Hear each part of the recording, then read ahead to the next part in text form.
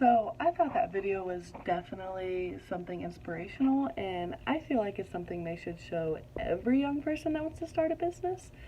Um, I think it was really neat though how it showed he started, from the very bottom, poor, not having anything, and then now he owns one of the biggest franchises here. And it's just great to see that all the hard work that he put in, all the money, every single person, telling him, don't do this, it's not going to work out, you shouldn't open a business at this time because post-war, different stuff like that, that they went ahead and they did it.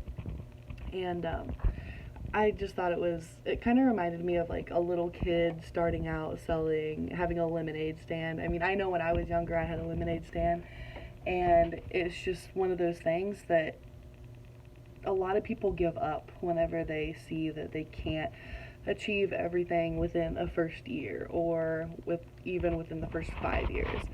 But that video just kind of proved that it takes time, it takes dedication, and it also makes it so much better that it's something that he truly had a passion about and was like really passionate about starting this business and getting somewhere in his life. And I think a lot of it had to do with the fact that he grew up poor. He grew up knowing, what struggling was.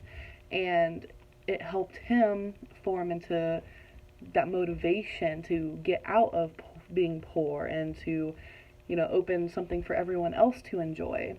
And I thought that, starting out just selling bottles of Coke that he bought 25 cents for 6 of them and then selling for them each for a nickel, it just kind of shows that he takes the resources that he already has that are available to him and he uses them in some way to make some sort of profit.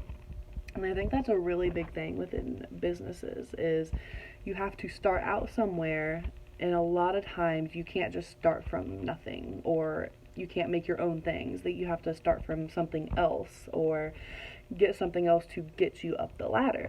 And not only was he wanting to make, Chick-fil-A into something that everyone loved and be successful at it, but like I said before, it was something that he was passionate about. And I just thought it was a very good video overall. It definitely brought an insight to, how to start out doing a business, or at least how to make one successful. Now, not all businesses work out like that, but I also think a lot of those businesses that don't work out had lack of motivation and lack of commitment.